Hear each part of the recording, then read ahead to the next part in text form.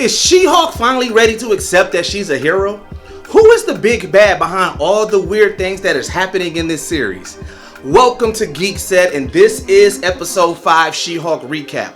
I'm your boy Deuces, and if you don't already know, this will be filled with mad spoilers and Easter eggs. So if you haven't watched today's episode, go ahead and stop where you at, and then watch that, and then come back and watch this.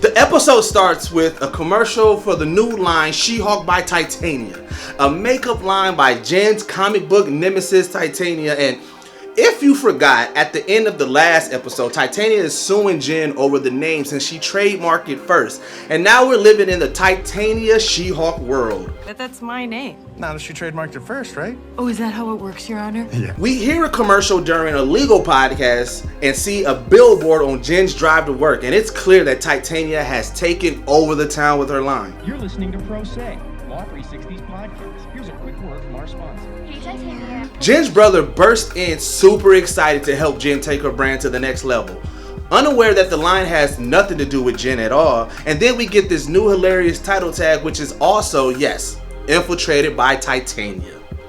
Jen and Nikki goes to Titania product launch event in which Jen pokes fun at how irrelevant these products are that Titania is pushing. She's literally selling snake oil. When she confronts Titania, Titania has no remorse as she now holds the trademark. Back at the office, Jen horribly tries to convince Nikki that this doesn't bother her at all and that the name isn't a big deal. But Nikki sees right through her. Pug and Nikki then hatch a plan after Pug asks her to do a favor to cop the brand new Iron Man 3s.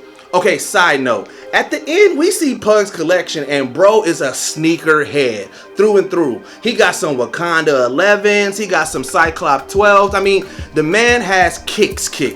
He's out here doing it big. Anyways, back to the show. Nikki informs Pug that she needs to find Jen a super suit, in which Pug says, of course, I know a guy. That's when they go to a boba cafe in which Pug insists it's a front for a superhero suit designer. And after a tense back and forth with the clerk, he finally gets his in to a bootleg merch seller. Ain't nobody trying to buy one of these, Gina. Oh.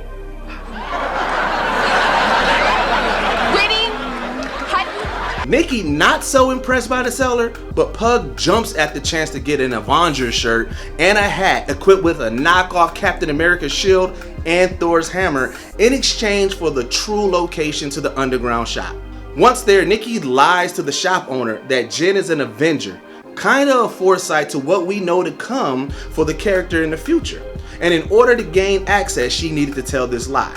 Back at the office again, Jen's boss expresses concern over a Booty Boost smoothie billboard using his newly appointed head attorney's name. Advertising a She-Hulk Booty Boost smoothie.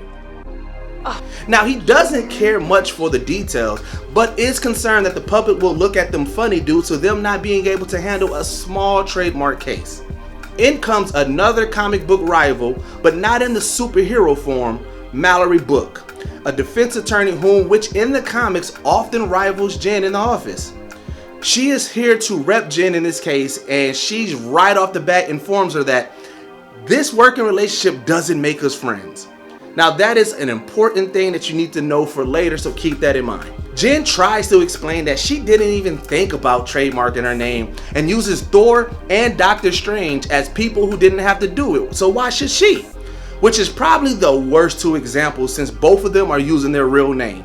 And Mallory is quick to point that out. Mallory suggests that the strategy that we need is to prove that Jen was using the name well before the trademark was put into place, and that Titania is just trying to capitalize off of her celeb status.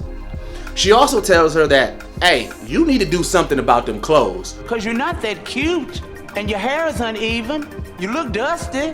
In court, the details are laid out in which Mallory explains the origin of the name, but Titania counters that Jen has denounced her name before and only wanted it after she made it popular. The judge, still on the fence, informs all parties that, like, yeah bro, we going to trial, and that there wasn't enough evidence to prove Jen's case. We finally get to the costume designer And it was none other than Luke Jacobson, who is a top of the line suit designer. And due to the way that he talks to Jen, it's clear that he don't make basic shit, as he poetically puts it. Everything I make stands up to the highest combat standards. I don't make basic shit. Right as he was about to dismiss the two, Nikki explains the importance of building a suit that can not only fit Jen, but also She-Hulk at the same time. And she also points out that, well, she is a Hulk. By blood? Yeah. And she is going to be a megastar. We then go back to the firm, in which a blast from the past, well, last episode, is back. And that is Todd, the weirdly obsessed date that she had. Which is odd because Mallory also holds a position in the superhero law division. So why is Todd meeting with her? That may be something we need to watch out for in the future. After an embarrassing break with Nikki, Jen, trying to explain why she even went on a date with him, discovers that this is the evidence that she needs to win this case. She started a dating profile as She-Hulk, and all those dates that she went on are witnesses.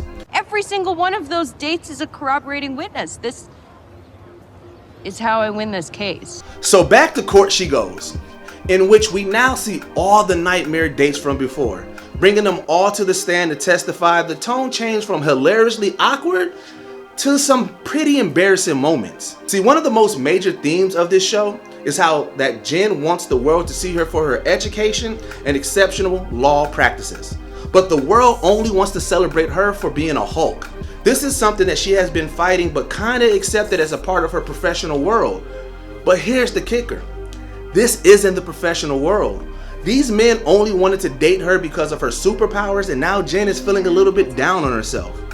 It especially hits hard when the one guy she thought was solid confirms that he doesn't even see Jen as a part of his type, but that She-Hulk is indeed the one that he was after. Yeah, I'm gonna go. This embarrassing moment does pay off as Jen wins her case, and then we get a great moment that is different from Mallory's comic book version.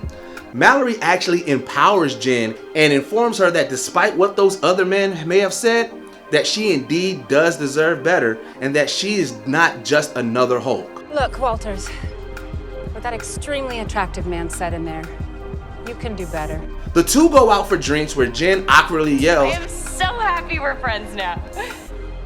and Mallory doesn't confirm, but she also doesn't deny it, so there's a win there somewhere.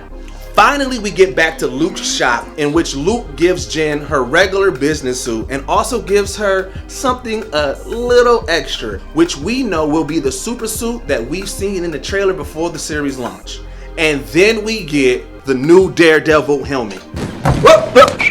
And if you didn't already know, yes, Matt Murdock from the Netflix series is back yet again and will be in this series. Now, did this episode make you excited for Daredevil?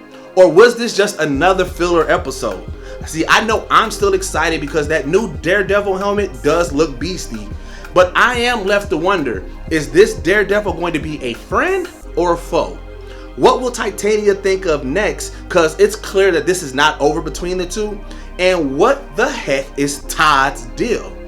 Let me know what you think about the episode in the comments down below. And until next time, this has been Geekset, and we are out.